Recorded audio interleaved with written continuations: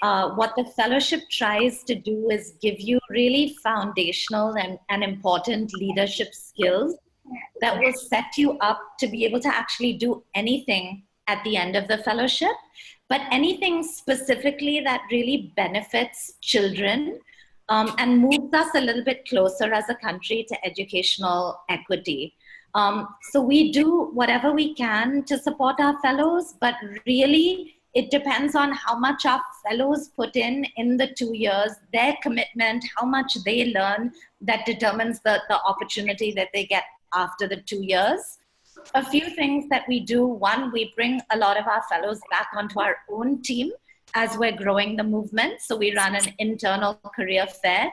We also run an external career fair where we try to source a lot of opportunities for people to go out at all levels of the system and actually impact kids across sectors. So we run that. We also, for our alumni, have a platform called TFI Connect that continues to post opportunities, not just TFI posting opportunities, but the community posting opportunities for each other. So while the fellowship is a very important and core part of our work, really supporting our alumni is another core part of our work, and we have various different programs to enable us to do that.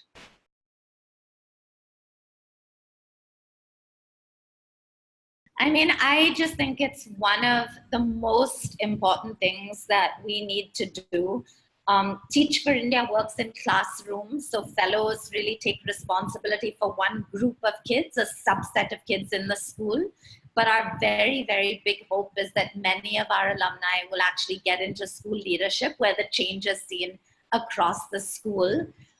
There isn't nearly enough happening. There are starting school operators, some of them led by our own alumni. So Akanksha today is led by TFI alum Saurabh. The I Teach schools in Pune are led by Soumya, another one of our alumni.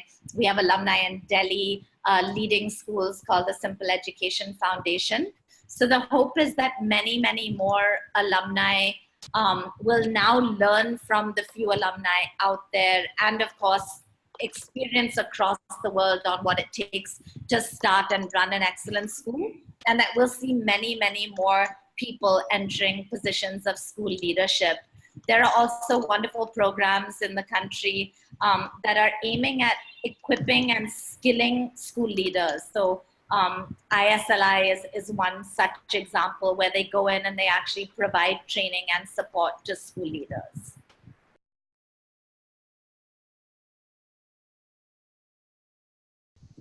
Yeah, so I mean, one of Teach for India's 3 commitments is the commitment to collective action, very much for this particular reason, that there are so many of us working in the country, about 4 million NGOs in the country, and yet there really is not that much impact when you look at the number of people working. And one of the hypotheses for that is that we're just not investing enough time to work together.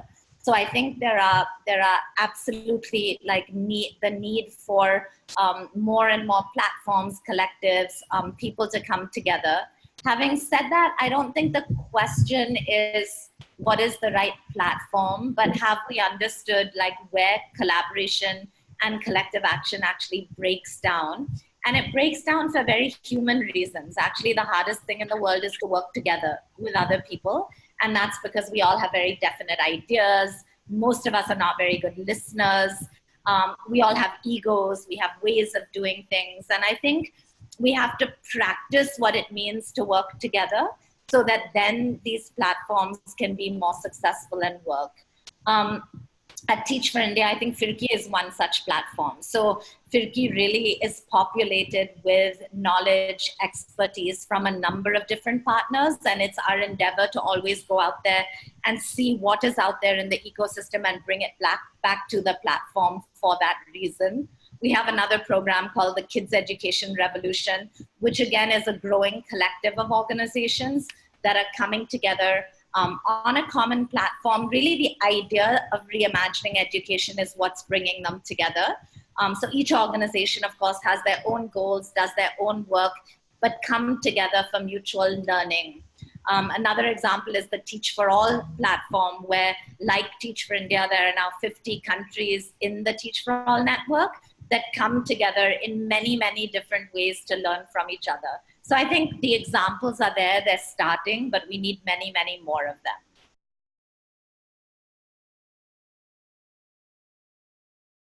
Such a beautiful question. Yeah.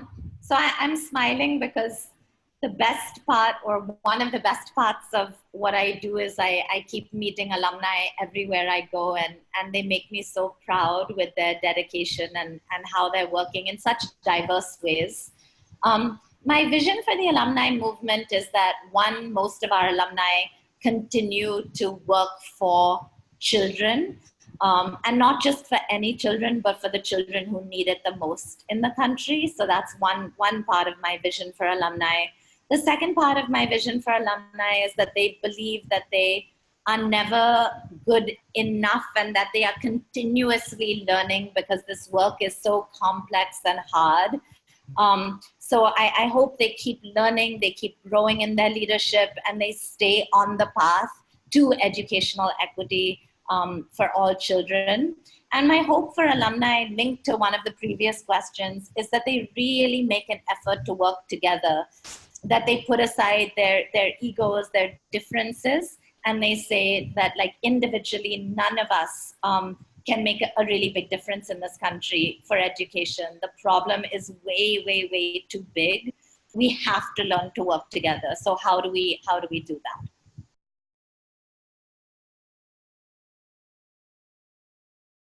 So impact is a very, very tricky thing. I want to share a little story. I was visiting one of our alumni last week in Pune, and he works on community development and empowering children in the community to change the community that they live in.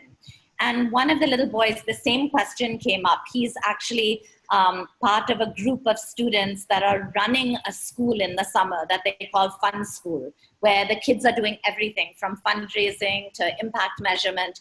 So this question came up around impact measurement.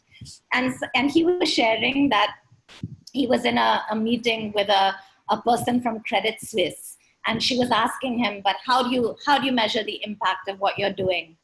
And this little boy, I think he's 15 years old, he looked at her and he said, Didi, if you can see change, why do you need to measure change? And she went on sort of pushing him to say, no, but what about the metrics, and how do I know, and investments? And at the end of it, he very respectfully said, but if you can see change, why do you need to measure change? And I think a lot about that. I think a lot of us, myself included, we're always asking ourselves this question: how do we measure our impact? How do we measure our impact? And yet the work that we do is the work of shifting generations to come. And it's slow work and it's difficult work. Often you can't see the direct impact of what you're doing.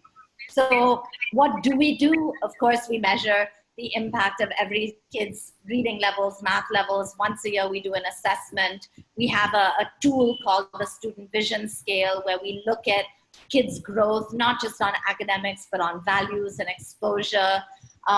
We have surveys. We do a lot of these different things to measure impact. But really, sometimes I tell myself that you can only really see the impact looking back. I mean, I've been doing this work now for 30 years. And today, my students are in college and they're having children and raising their children differently. And they're standing up for the things that they believe in, and they're fighting for people's rights. And like, you see the impact so clearly. But it's a little bit difficult sometimes in this work to see it going forward. Much easier to see it when you connect the dots backwards.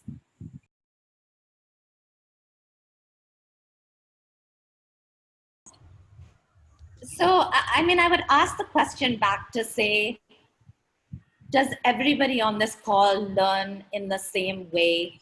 And are they at the same place in their journey of learning? And it's a very obvious answer that no, we don't learn in the same way, and we're at different places in our journey. And so the idea of differentiation, I think, is the only way to move forward, because we have to move from thinking that as a teacher, I teach a class, to as a teacher, I teach children in a class. And each and every child is different and has a unique need, no matter where they are. There's a distinction between differentiation in its form that makes sense and labeling kids and arranging them level-wise and teaching them differently. My belief is not that, sometimes I hear words like these kids are lower order and these kids are higher order, these kids are brighter, these kids are struggling. I think we have to remove those labels, but I think what we need to do is move towards classrooms where we recognize that student A is strong in math and needs to be pushed to the next level, and student B has really strong confidence, and student C is good at art, and student D is struggling in reading. We have to understand our kids at that level of their learning needs and work with them and have them work with each other to move to the next level. And that, to me, is what differentiation, or, at Teach for India, we're starting to call it partnership. What does partnership with our students look like? It looks like this beautiful classroom where if a child is a little bit ahead in their math concepts, they are sitting with kids that are 3 steps behind in math. And if a child is very shy, then a child who's confident is encouraging that child to speak up. And if a child is far behind, then another child is giving up their lunchtime to sit with that child. That's the way I see differentiation. And accordingly, how a teacher plans looks fundamentally different than the traditional norm, where we don't plan for a full class, but we really understand our students' needs, and we do more group work, we do more individual work, we use technology in smart ways to try to make sure that are we meeting each child at the place where they are and pushing them.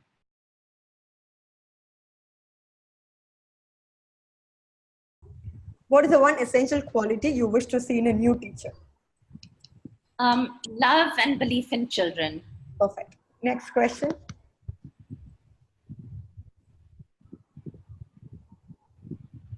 If not the TFI founder and CEO, what would you have been doing? I think I would have started an academy for the arts for low-income kids. Right. Okay. Next question.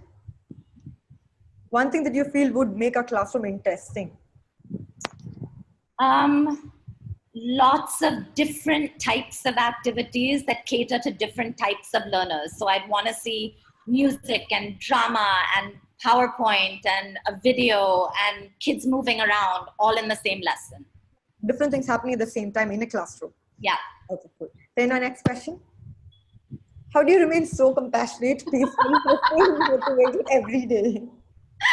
Oh my God, what a big compliment. I don't know if this is true, firstly, but assuming this is true, I think that the answer is children. I think they drive me every single day. I'm still in touch with children through WhatsApp, through going into classrooms, teaching. But I think the reason I got into this work is kids, and they remain the reason why I'm here every day. Next question, Prerna. Why do you choose the title Firki, keeping in mind there are multiple connotations to it? So I don't know what the multiple connotations are, but the reason I chose Firki is it's not a rapid fire. Can I answer it within a couple of sentences? Yeah. Because there's a story behind it. Actually, 2009, when we were about to welcome our first fellows in, I wanted a symbol to welcome them with. And I was driving past Chopati Beach and I saw kids running on the beach holding Firkis. And in that moment, I thought how beautiful that symbol is, because every time you look at it, you think of a child. If you think about the colors on the Firki, they represent the colors in each one of us and the colors that are willing to be discovered in each one of us. And most importantly, the Firki spins when the wind comes, which is symbolic of a movement. And we are trying to build a movement for kids. So that was the thinking behind Firki. Thank you. And you have one more question in this round. Yes, Prerna. If given an opportunity to work in the system, what is the first reform that you will bring in the education sector? I'd find a way to make sure that no child is mistreated in any school. I think that's the thing closest to my heart. And when I say mistreated, no child is compared, no child is humiliated, no child is shamed, no child is beaten. I would bring about a very strong reform to ensure that.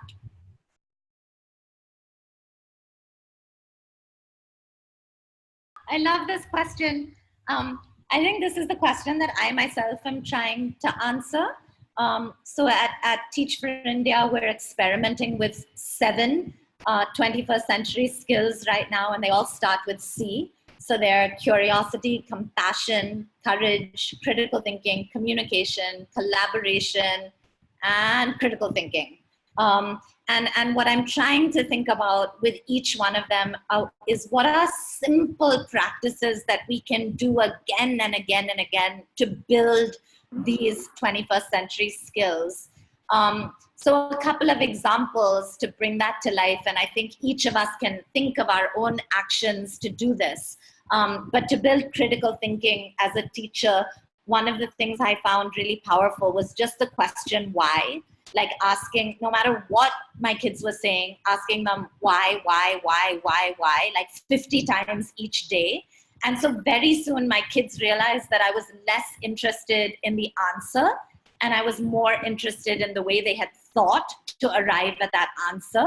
So that was a way of building critical thinking, for example. So like that, I think we need to arrive at practices that will genuinely, another thing I did as a teacher is I gave each one of my kids, I made them little wallet-sized books, and we called them good deed diaries. And so the kids had a week to write or draw any good deed that they did in or outside of class. And every week we would sit together and we would just share in a circle the good deeds that we had done and how it made us feel. And that was like one example of a practice to build the core value of compassion, which to me as a teacher was very important to leave my kids with. So I think 21st century skills can be embedded into everything you do. I think you don't need to think about them as a separate class or something that is outside of your core content, but through what you're teaching, and more important than anything else, through who you are. We all know this, but teaching is the most difficult thing in the world because your kids don't care about what you say. They care about what they see and who you are. So they're looking at what you say, what you don't say, what you do, what you don't do, what you choose to call out, what you don't choose to call out. They're really looking at you as a human being and learning from that. So I think a lot of building 21st century skills is in asking ourselves as teachers, like, how courageous am I? How compassionate am I? How much do I think critically? How open-minded am I? You know, and these are the difficult questions that we need to hold for ourselves.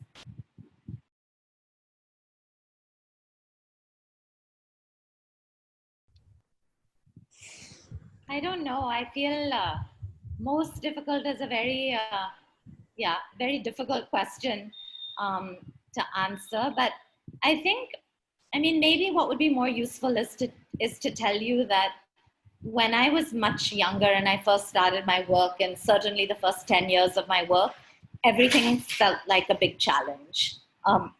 Even the tiniest things, they felt very, very overwhelming and like very big challenges.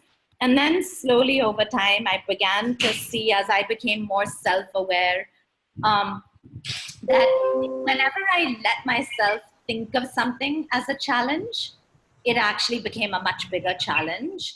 But when I learned to see that challenge actually quite differently, it really became much less of a challenge for me.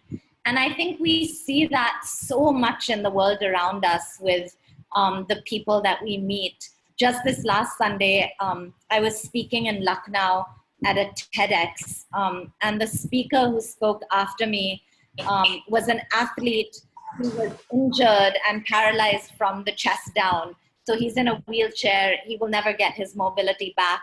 And he was an athlete, right? But he chose to learn swimming after that. And his goal now is to reach the Paralympics and to win in the Paralympics. And he swims like long distance in the oceans, etc. And it was so beautiful what he said. He said for the first 1.5 years after the accident, he just felt so sorry for himself. But then he began to see all the things that he still did have and focus on those things. I think that lens has been a real differentiator for me. So while every year of my career, I think the challenges increase, I think they feel each year slightly smaller than the year before because of that.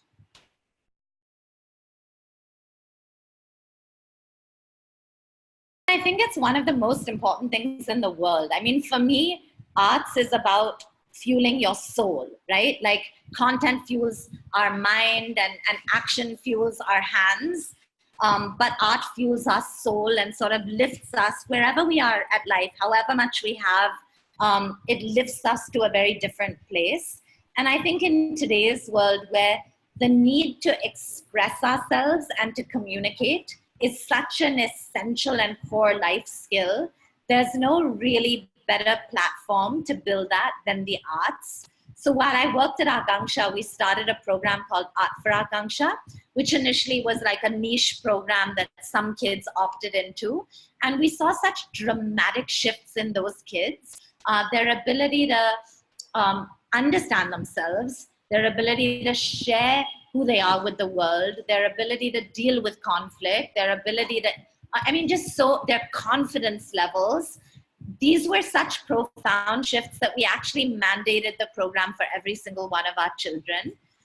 So whatever form of the arts, whether it's taking photography, whether it's street plays, I have found that it is just absolutely essential and core part of education. And my deep hope is that the system actually recognizes that and increases focus on that.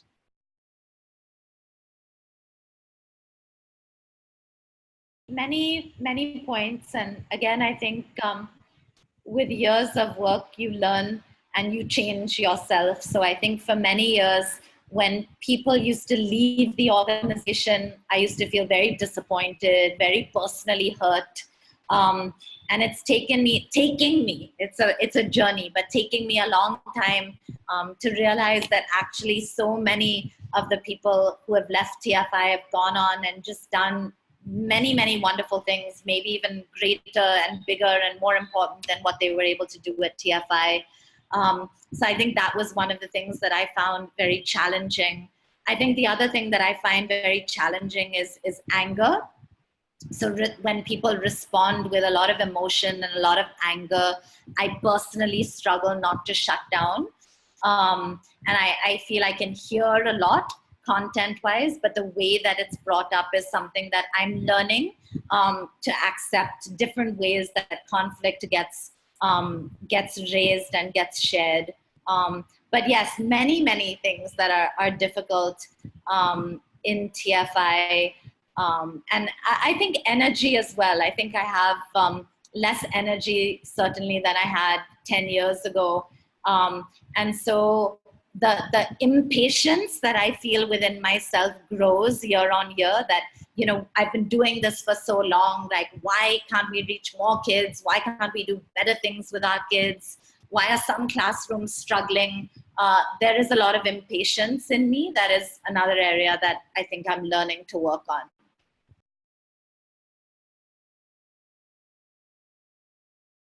It's a very hard question. I think my biggest responsibility is to make sure as a community that we are focused on our vision and our mission, and that we stay pure in our values. I would say that that's the biggest responsibility. Yeah.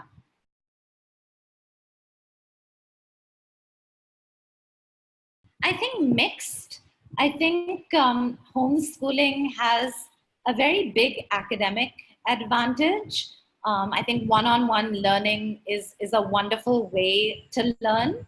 I think the disadvantage of homeschooling, unless you find a way through homeschooling to do that, is the social environment and actually learning a lot of what it takes to integrate into the world. So there may be a risk with homeschooling of isolating a child from the mainstream experience that most kids learn to navigate. Having said that, like with anything, I think there are kids who have the most phenomenal homeschooling experiences and that there are kids who don't. And I think the other big advantage of homeschooling is the idea of needing to learn within a classroom bothers me a lot. So even as a teacher, I used to always tell my kids, okay, now today on your way home on the bus, read all the hoardings and understand the importance of reading, because now you can read everything that's on the streets, or go home and like teach somebody else this particular concept. So my focus was always on like, how do you get kids to learn that like you actually learn from life, not from a classroom. And I think school is very limiting in that way, whereas homeschooling allows you to really learn from the world and learn beyond, which is a beautiful opportunity with homeschooling.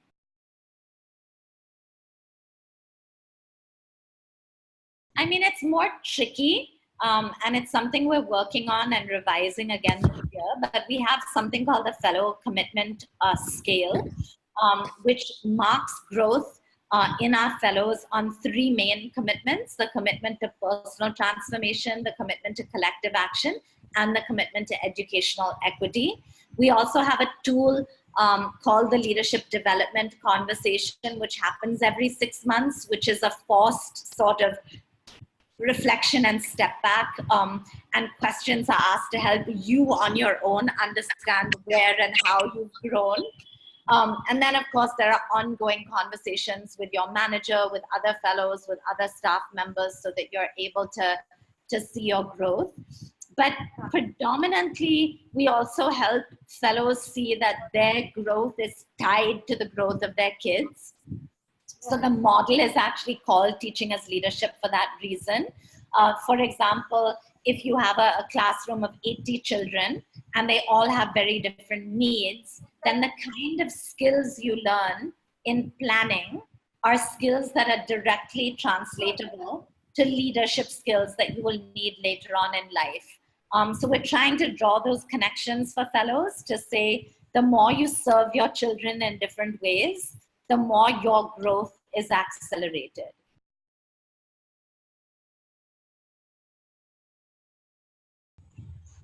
Does taking all the Firki courses is equivalent to learning best practices of fellowship?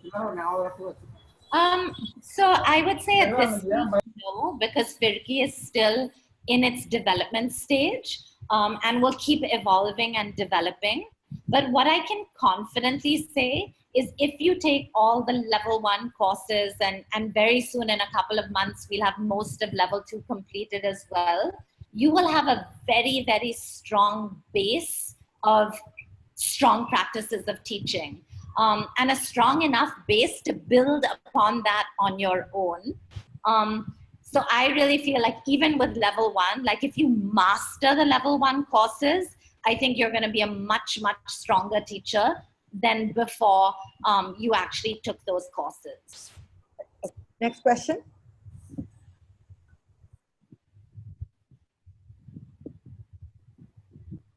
One adjective according to you that defines stage for India. I think, adjective. Yeah. I mean, what came to mind immediately was just sense of possibility and belief. So whatever the closest adjective to that that is what I would choose. Represents stage for India. Okay. Yeah. What do you like the most when you're not working? I mean, in terms of doing. I love hanging out with my dog and my daughters, and I love movies and music and lots of things. Lots of things. So it's not one thing. Okay, Prerna, next question. One failure from which you learned and then you moved on to attain success. I think one thing that I'm learning, I find these words failure and success very misleading actually, because I don't think anything is a failure as such and anything is a success as such. And I struggle a lot to think of success in the work that I do because there are so many more kids that need to be educated and so much that Teach for India needs to improve in. But I think working on myself has helped me to be more able to stay on this path consistently and do consistently good work. And it's been a lot of just introspection and sort of seeing the things that are not that good in myself. So I can give you an example just from this year. I think I've always thought of myself as someone who's able to listen a lot. And this year, many people in our community helped me to see, as we were going through a bit of a crisis in Teach for India, that actually I was not as empathetic and as good a listener as I thought I was. And initially, I think I was very taken aback because that wasn't the opinion that I had. I thought of myself as a very caring and empathetic person. But when I was able to actually pick up the mirror and understand that, I realized that actually there are many things that I do where I don't see the struggles of the people that I work with, and I'm not aware of the needs as they see them in as important a way as I should be. I think that realization, of course, it's going to be a process to change that about myself and to grow in that area. But that awareness of that, I think, has already helped me and will continue to help me. Thank you. Then our next question. What's your biggest source of inspiration? Just when people who live with a lot of difficulty and disadvantage and lack of privilege, when they take positive steps in their life, I find that deeply, deeply inspiring. I think I've become a lot more aware now than I've ever been before of the privilege that I was born with, and how little of where I am I actually deserve because of that. And when I see people who have 100 reasons to give up on themselves and their lives actually take the opportunities that they have and turn around their lives and take positive steps forward, I find it deeply, deeply inspiring. Then our next question.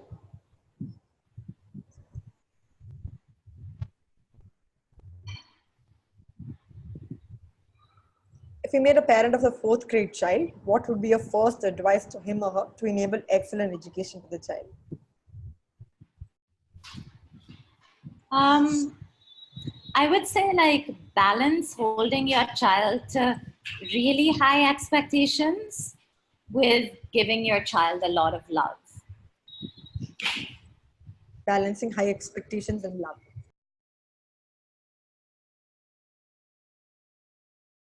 It's a beautiful way to build critical thinking again and to have children explore a topic.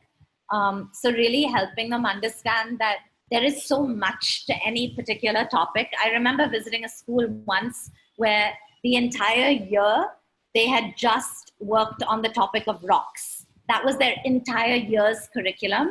And they had learned science and math and like values and everything just through rocks because they had thought so broadly about that one topic.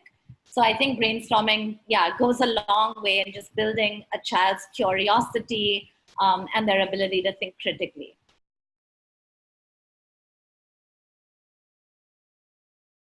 So, I mean, we have a continuous focus on improving the practices of our fellows and holding our fellows to those expectations. And we do that through in classroom coaching. We do that through Firki as a platform and refining and adding courses that people can access so that they can become self-learners.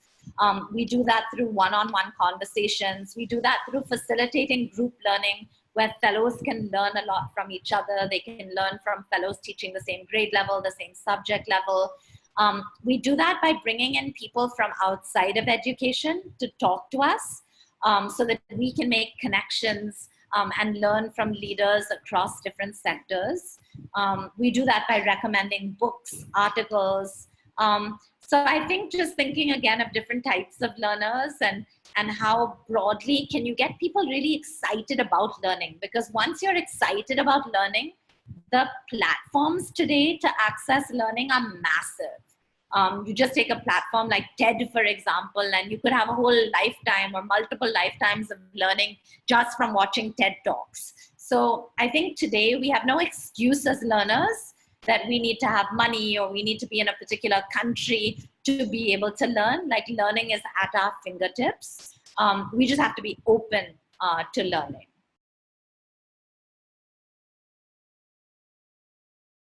Creativity is an interesting thing, right? Because as a first-year teacher, you have a massive responsibility to your kids, and you're not going to be good when you start. And so I think creativity comes with time, but actually learning from existing best practice and what has worked with children and trying that and demonstrating that and showing that that works, I think is better advice than starting your teaching experience wanting to be creative. And I'm not saying like follow, like if your school tells you like pick up a textbook and teach from it, of course not.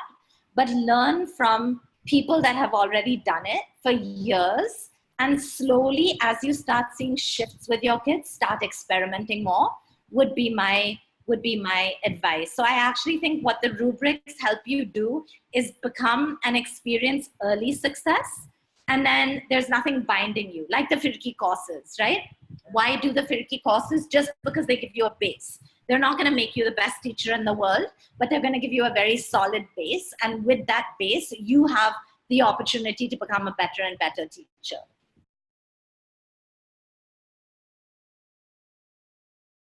I mean, this is such a pressing problem for teachers, and there's just no easy answer. The first thing is, if you are a teacher out there struggling with your kids and management, look after yourself. I actually think that's one of the most important things, because it's so demoralizing to go home every day and feel like you've tried so hard and your kids just didn't care and they were defiant. So look after yourself, hold your belief, keep it intact. The second thing is, I think, have a lot of conviction in the strategies that you try. They will take time to work, but consistency and conviction is very, very important. So if you tell your kids, for example, I will only answer if your hand is up, then don't answer them if their hands are down, because they'll never learn that, right? And then day after day, like, the class will become more and more unruly. So I used to just stop class if my kids didn't listen. And I would tell them that I don't want you to listen for me. I want you to listen for you. You're not here to learn from me. You're here to learn because it's important for you. And so we're just going to stop. And when you're ready to learn, we will start again. And in the beginning, it didn't work, but then over time, it would work. I would also try to use a lot more like positive methods than consequences. Like, I actually don't think that consequences work in the medium to long term. Yes, in the beginning, kids are scared and so they will listen. But I think calling out the child that is listening is giving a very strong message to the other kids, rather than yelling at the child who isn't listening. So that would be another thing. I would always, children who are misbehaving, I would tell them in their ear. I would literally go and whisper to them, I would really love it if you could listen to me. But kids who were behaving well, I would make that very public, my praise of them, so that other kids could understand. And I think you just have to have patience, try the same things, and know that it is going to work. Hundreds and thousands of teachers have been in your shoes before, but they've held on to their belief, their practices, and their kids will listen. And I think the other part of an unruly class is really asking yourself, am I doing the right things as a teacher? Like, are my classes being planned well enough? Are my classes interesting enough? Because if they're not, of course your kids are going to misbehave, right? And you only have yourself to blame. So I think really asking and looking at your own actions and how you can become a better teacher is directly linked to how well your kids behave.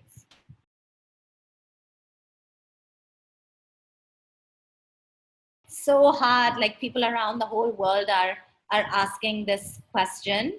There are things, maybe Shivani, if you're still on the call, you can put in the chat window the Skill Builder website. But there are tools like Skill Builder that are sort of rubrics to assess values, but it's still at the level that requires a lot of observation of individual children and shifts in their behavior.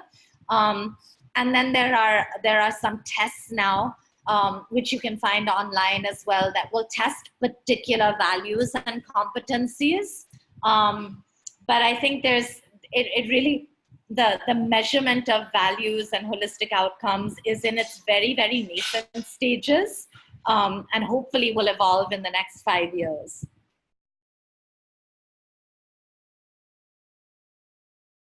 And just make good friends with other teachers is what I would say. They will really keep you going. You know, one day you'll have a good day, one day they'll have a good day, and you can pull each other up. So I would say really invest in building relationships with a core group of educators, ideally people in your school. If that's not possible, then nearby, people who will be there for you, people who you can meet often, people who you can let your hair down with. It makes a massive, massive difference, because it's very hard for someone who's not a teacher to understand the struggles that you're going through. So I would say don't worry about having hundreds of friends. Like, this is not about like Instagram and getting like thousands of people to follow you and your classroom practices that you post online, but really saying like, do I have 3 to 5 people that I can reach out to, be really honest with about what I'm doing and how I can get better, and who will give me support and inspiration to keep going on.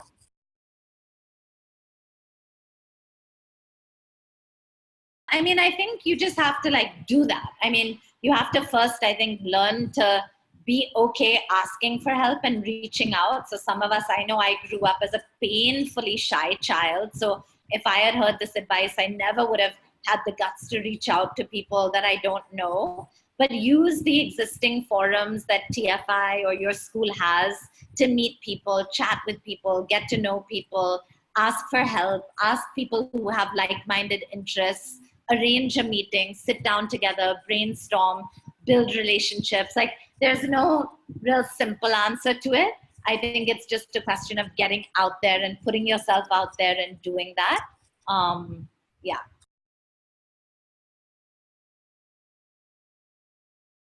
I mean, one of the things I would say to teacher trainers is please keep teaching for at least a part of your time, because I think very soon we move very far away from the ground and we lose touch with the everyday struggles that a teacher goes through.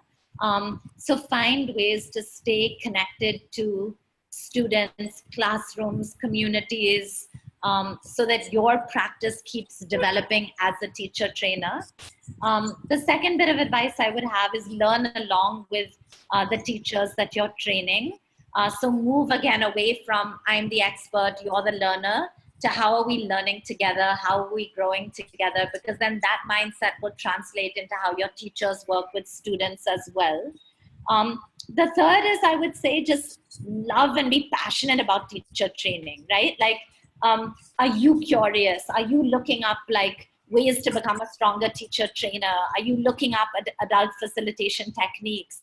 Are you trying to find a mentor who's a stronger teacher trainer right now than you are? Are you reading books? Are you reading articles? Are you keeping your own mind fresh? Curiosity and continuous learning would be 2 values I would feel are very, very important for a teacher trainer.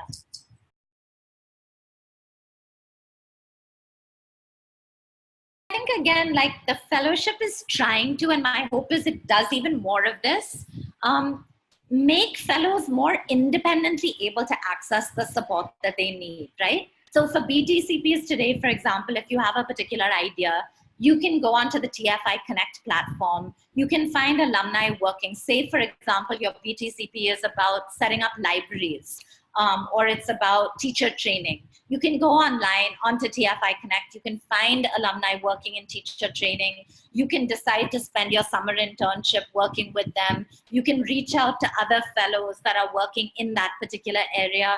So my strong push would be, while of course the organization does some things, right? And we have some sessions and some resources, and we'll continue to strengthen our programs. Really, as a fellow, there is nothing stopping you from finding ways to be supported all the time. Like, I always tell people that I would never outsource my development to anybody. Like, it's too important to me. Like, I have to maintain control of it. So I would never want to hold one person, whether it's my board member or my manager or responsible for my development. I would want to create an ecosystem of support around me. So if, for example, right now, I'm really interested in learning about how groups of people respond in areas of conflict, then I will try and find someone who knows about that to learn from. I will try to find a book to read about that. So whatever you deeply care about, how do you create an ecosystem of support for yourself that is stable, that isn't over dependent on any one person, or over dependent on TFI, to be able to actually do that?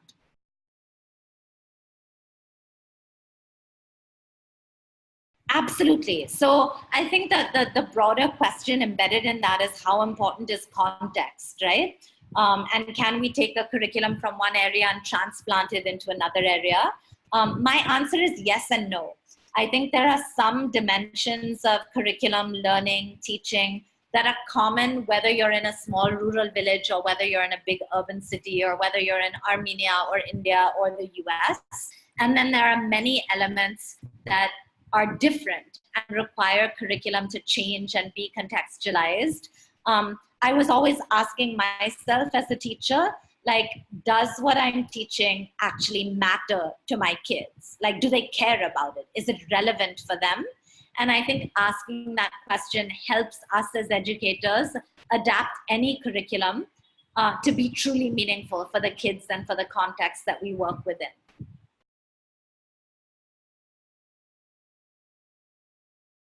I think the only thing that ensures sustainability is your conviction to keep going with it. Like, everything else you can figure out. But the real question is, on those days when your kids are driving you crazy in class, or on those days when your organization is running out of money, or on those days when 100 people are questioning your idea, like, how deeply do you believe in it? And are you going to stick with it? And I think if you are, it is going to be sustainable. Not to say it's not going to have problems. It's going to be up and down. Everything I've done has been like a roller coaster. But the reality is, I will not give up because I believe in what I'm doing. And so I'm here and I will see it through and I'll find a way. And maybe TFI will look very different 2 years from now. But working for that vision, that mission, that idea, how important is it? And how clear are you about that, right? So as a teacher, how much do you like obsessively want your kids to learn, no matter what? Whether your manager is good, whether your infrastructure is good, whether your curriculum is good, those all are important, but they're not deal breakers. Like, if you say, no matter what, like even if it was me on a desert island, I would keep teaching these kids, then nothing can stop that. That becomes sustainable.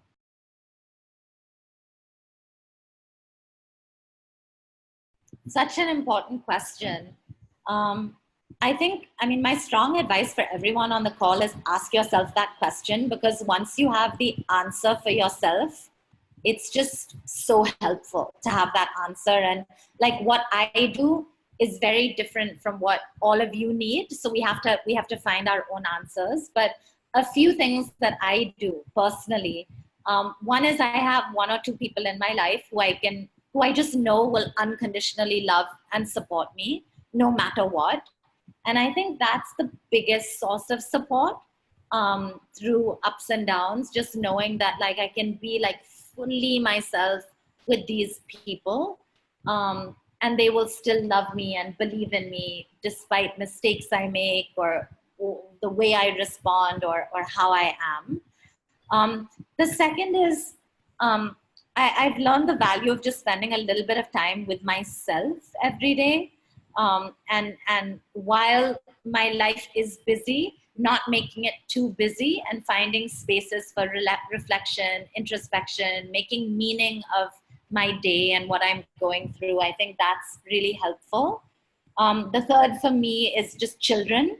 Like when I lose faith in a particular thing or have a particularly bad day, I just know that if I go back and spend time with kids, my energy will be refueled.